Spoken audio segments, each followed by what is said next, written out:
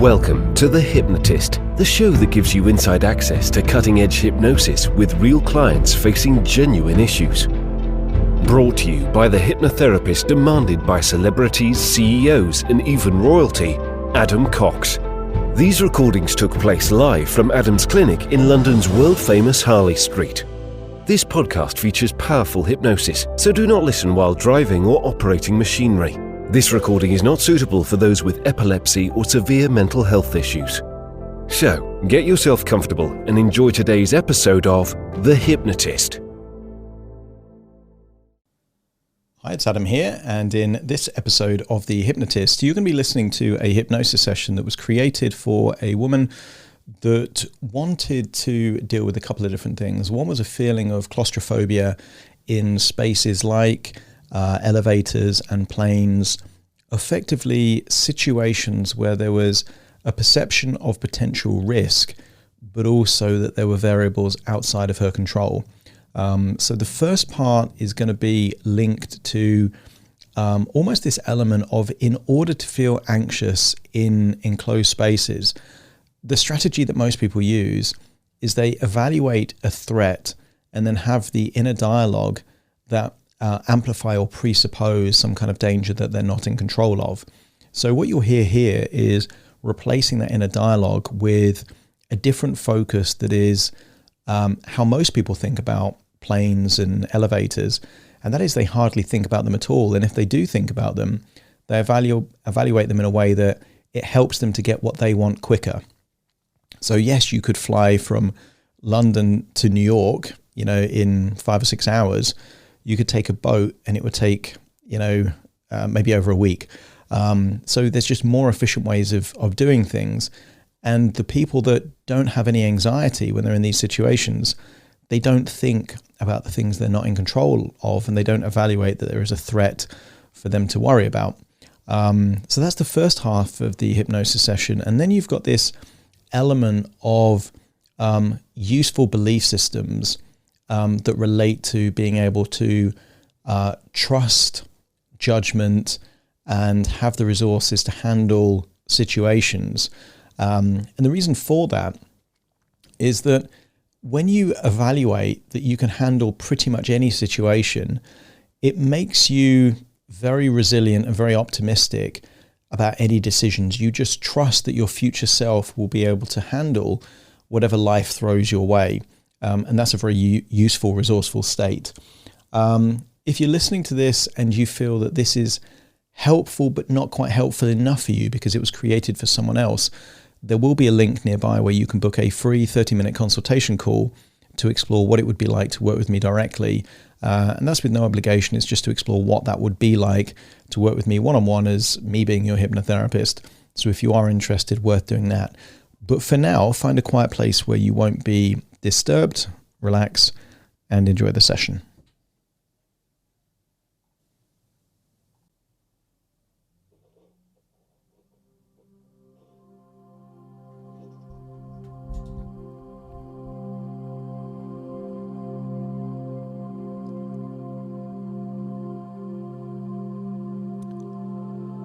Take a deep breath in. And as you breathe in a resourceful feeling of relaxation. And as you exhale, just get a sense that tension, stress, anxiety is leaving your body in your outward breath. As you breathe in and breathe out, I want you to get a sense that every outward breath is releasing more and more tension. More and more worries are leaving your body. Any anxiety that perhaps you feel in your gut or your chest, feel that anxiety melting away, and then as you breathe out, feel like it's leaving your body in your outward breath, enabling you to go deeper and deeper, relaxed now. I want you to use the power of your imagination to go back to a memory that you never had.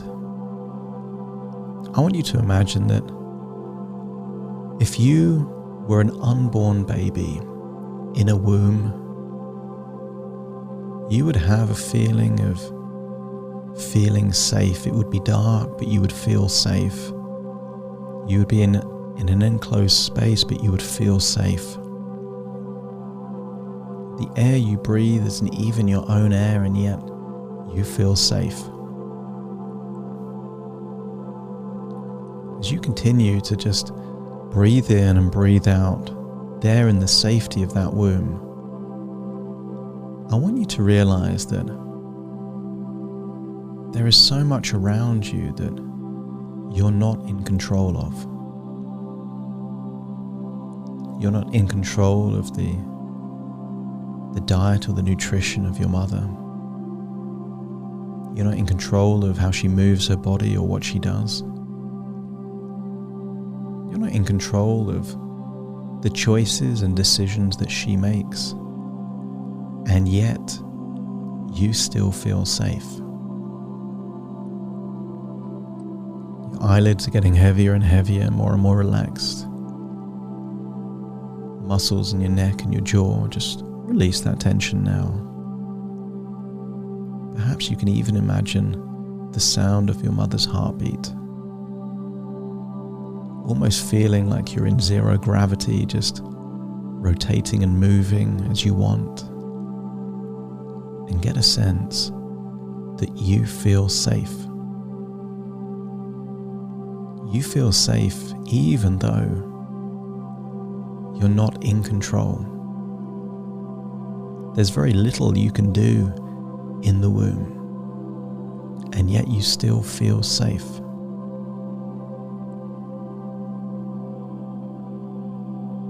I want you to imagine that inside this womb, you sleep. And even unborn babies can sleep in the womb because there are moments where they're active and moving and kicking and rotating, and there are times where they're very still.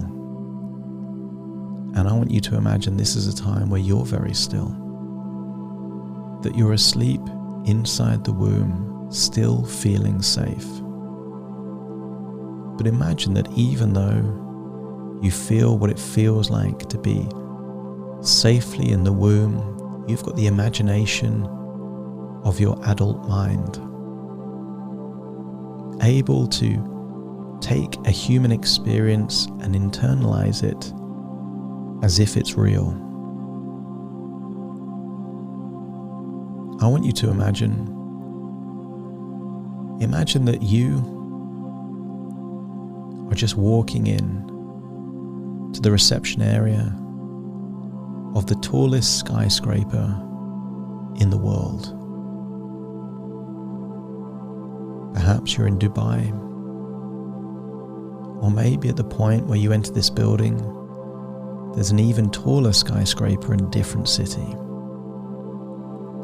And I want you to imagine that you've been invited to attend a meeting or a gathering on the very top floor of the world's tallest skyscraper. As you enter the building, perhaps there are over 100 floors, maybe 150 or more. And you're thinking, how do I get to the top floor? And I want you to imagine you are wearing clothing appropriate for an elegant gathering. Perhaps the shoes are very stylish shoes. Maybe you're wearing clothes that you feel that you are elegant and stylish in wearing. You've been invited to this special gathering right at the very top of the world's largest skyscraper. And I want you to imagine that you have a choice. You can choose to take the stairs. You get a sense that if you take the stairs, by the time you get to the top, this gathering may have finished. And even when you arrive, you're probably covered in sweat and dust, perhaps with blisters on your feet. Or you could take the elevator and know that in under a minute you would be on the top floor. I want you to get a sense that even though you're not in control of the elevator or the machinery, I want you to evaluate that this is simply a way to get you somewhere else. It's a stepping stone. It's a vehicle. In the same way that if you're in the back of a car, in the back of a taxi, you're not in control of the car, you're not driving the car, and yet you can feel safe by trusting someone that isn't you. And as you stand there in the reception, maybe you're trusting the engineers, the architects,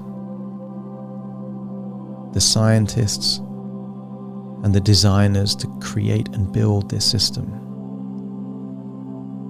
I want you to evaluate that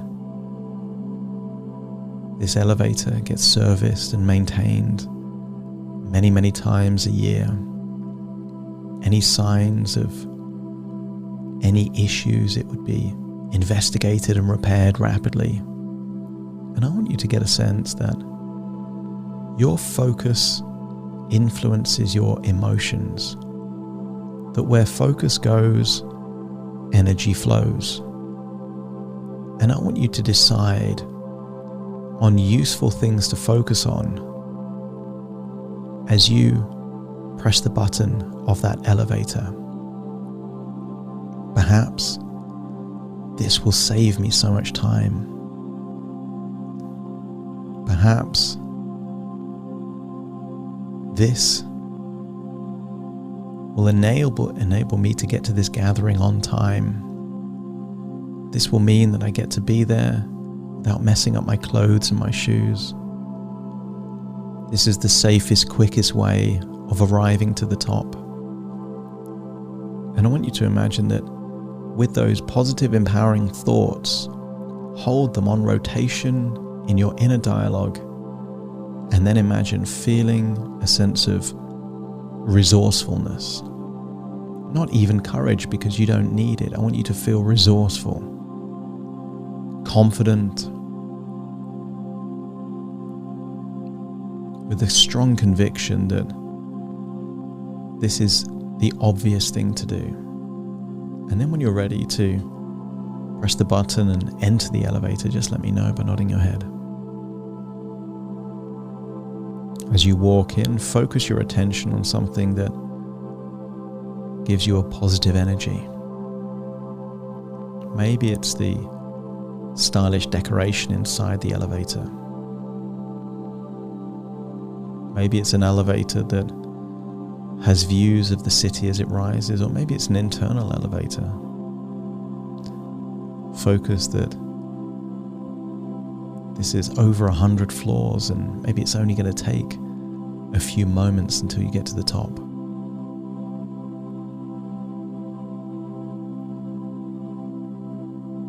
And when you arrive at the top and leave the elevator, just let me know by nodding your head.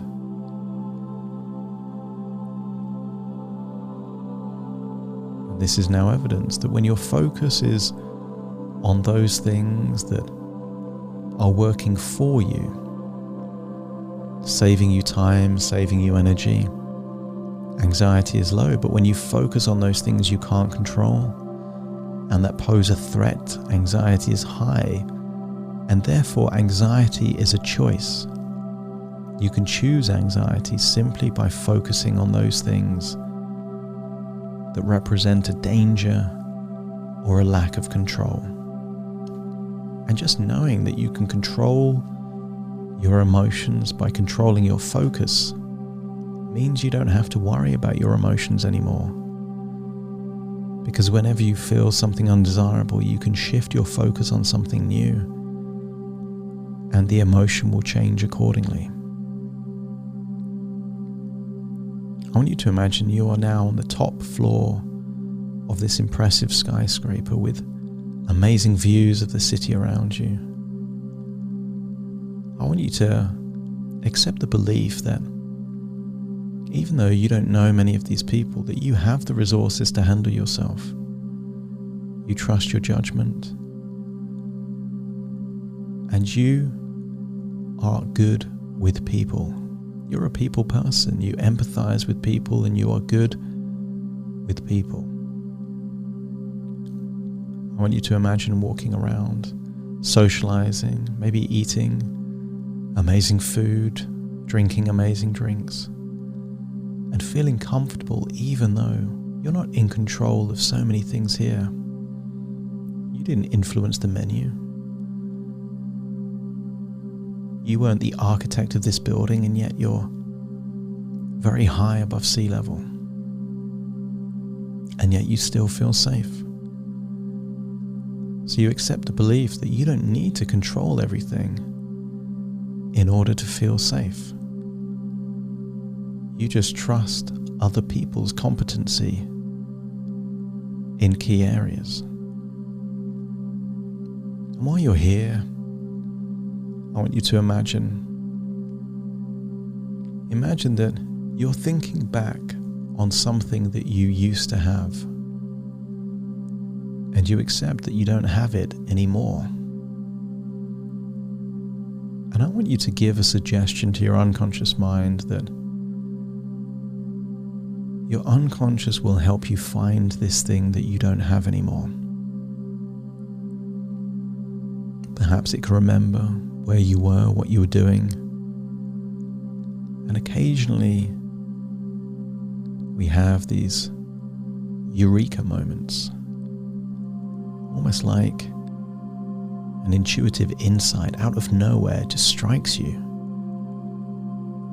pops into your head, and I want you to give your unconscious mind the suggestion that it will go looking for this thing. I want you to accept the suggestion that the universe will find a way of giving you back those things that you've lost, and if it can't, it will give you something of equivalent value or even more valuable. And if you accept that to be true, let me know by nodding your head. I want you to imagine looking up at the sky from the top of this skyscraper and seeing an aeroplane, and realizing that nobody on that plane probably knows too much about the laws of thermodynamics, the laws of aerospace engineering. They don't know the material that plane is made from. They don't know about air pressure. They don't know about weather patterns. They don't know about radar, air traffic control, anti-collision devices, and yet the people on that plane are asleep, or they're enjoying movies, or they're drinking a glass of wine or having a meal. I want you to get a sense that none of them need to know everything or control everything in order to feel relaxed and safe. And if it's true for them, it is also true for you. Because where your focus goes, your energy flows, but the same is true of other people. And as you look at that plane going through the air at maybe 600 or 700 miles an hour, I want you to get a sense where the focus is of those passengers, and realize that where their focus goes, their energy flows, and their focus might be on the movie they're watching, on how much sleep they want to get, or how much work they can get on and do in that flight of maybe several hours. That when their focus is on things that work for them, their energy changes. In fact, in order to be anxious on a plane, you have to spend a lot of time thinking about all the things you're not in control of. but you are in control of your thoughts. And when the focus switches to those things that help you rather than hinder you, that take your life to the very destination you're traveling towards, the emotions change. So allow your unconscious mind to update belief systems to a new way of thinking. Not just that you have the resources to handle yourself and that you can trust your judgment, but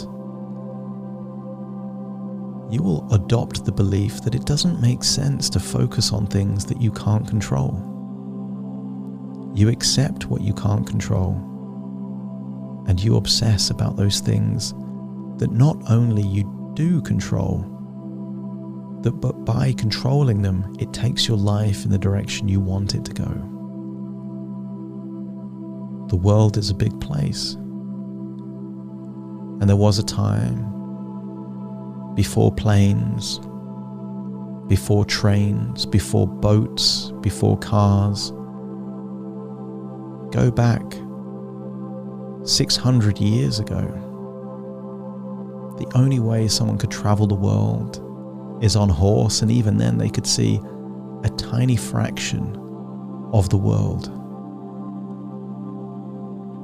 And yet now, with all of this technology, you could see hundreds of different cities, towns, cultures, over 100 countries within your lifetime, just because you want to. And those people that have lived a life of freedom and opportunity, they focus on what they want, and they accept there will be things they can't control in order to get what they want. And if the same is now true for you, let me know by nodding your head. I want you to let go of the need to control things you can't control. Your certainty does not come from other people, other things. Your certainty comes from your ability to trust yourself and your own judgment and your own focus. You will stop trying to control those things you can't control. And even in environments where you can't control the environment, you can control what you focus on in that environment. And because where focus goes, your energy flows. By changing your focus, changes your environment, your unconscious, intuitive environment, the way that you experience the world, the energy you feel. Which means the world has suddenly opened up to become a very exciting place. Because by trusting yourself and giving yourself permission to use your own focus to help you rather than hinder you means that there are almost no limitations on the choices you can make now. The biggest constraint is time, and you get to focus on what you will do with the time that you have to give you the best life you want for you and what your needs are, your dreams are, your ambitions are.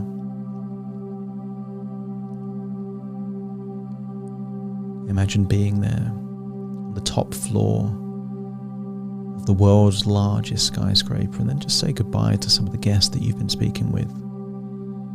Go back down the elevator, realizing there is no anxiety whatsoever, because your focus is on you and what you want to do next. Imagine leaving that skyscraper and finding yourself back in your body right now, listening to my voice firmly in the present. Very soon I will count from 1 to 10 to awaken you. And when you awaken, you will feel resourceful, optimistic, with a huge belief in your own resources, your own abilities, and your own judgment. Take a deep breath in through your nose and out through your nose. Just wiggle your fingers, wiggle your toes, get a sense that you're in your own physical body right now, as I now count from 1 to 10 to awaken you. 1, 2, 3, waking up. 4, 5, 6, more alert. 7, 8, open your eyes, open your eyes. 9, 10, wide awake, wide awake, wide awake.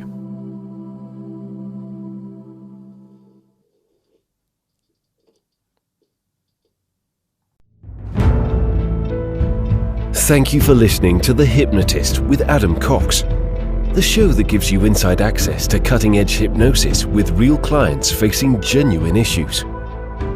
To automatically receive the latest episodes, please subscribe. If you'd like to support the show, please share this episode with just one friend you think it could help. And if this episode helped you, please leave us a 5-star review.